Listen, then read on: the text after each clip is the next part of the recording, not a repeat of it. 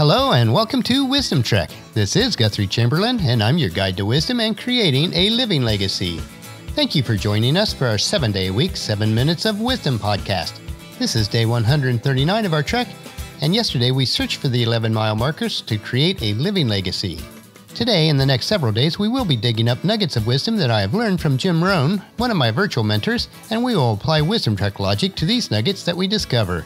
If you have any of your own observations, comments, or questions as we explore these nuggets of wisdom, please feel free to share them at the comment section on the daily journal pages of wisdom-trek.com. We are recording our podcast from our studios at Home 2 in Charlotte, North Carolina. And we are now in Marietta for the weekend to start our leaf harvest and then to share our grandson's Gideon's 6th birthday celebration.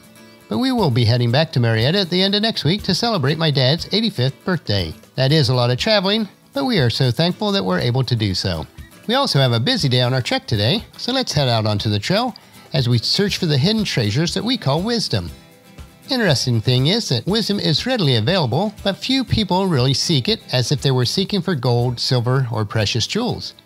If we desire to be joyful, then we must seek for wisdom in such a way, because Proverbs 3, verses 13 through 15 tells us, "Joyful is the person who finds wisdom, the one who gains understanding. For wisdom is more profitable than silver, and her wages are better than gold. Wisdom is more precious than rubies. Nothing you desire can compare with her."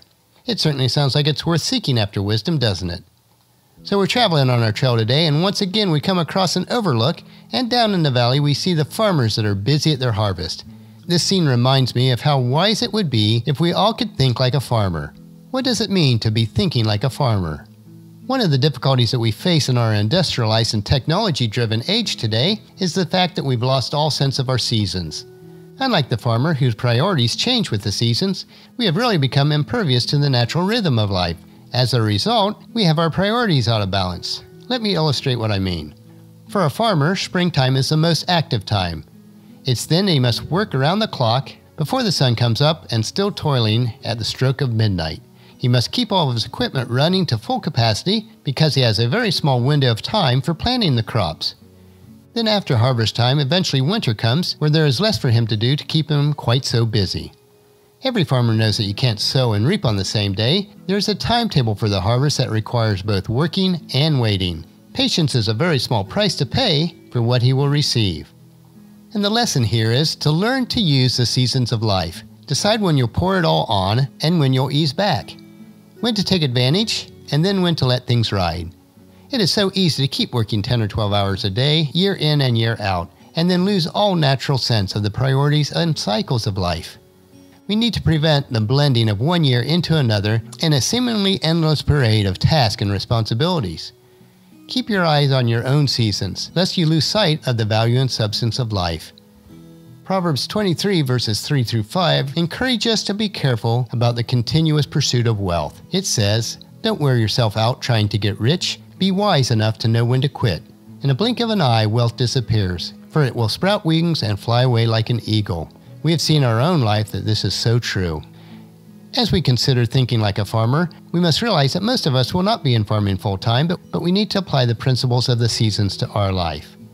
But let's continue on down the trail and consider another point, which is how to overcome some of the greatest challenges on our trek of life. What is the great challenge of life?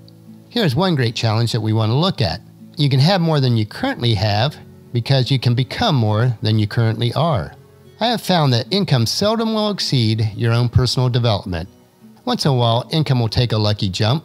Unless you personally grow out to where it is, you will go back to where you are now. It has been predicted in studies that if we took all the money of the world and divided it among everyone equally, it would soon end up back in many of the same pockets. Regardless of whether this is actually true, on an individual level, we can have more because we can become more. You see, here's how the other side of the coin reads. Unless you change how you are, you will always have what you currently have. Creating a plan won't work for you. It might be a very good plan, but it won't work without you. You've got to work it. It's the human effort that really counts. The major thing that makes a difference is what you do. Proverbs 21:5 does teach us to plan, but then to take action. And it says in this verse, "Good planning and hard work lead to prosperity, but hasty shortcuts lead to poverty." In order to have more, you need to become more.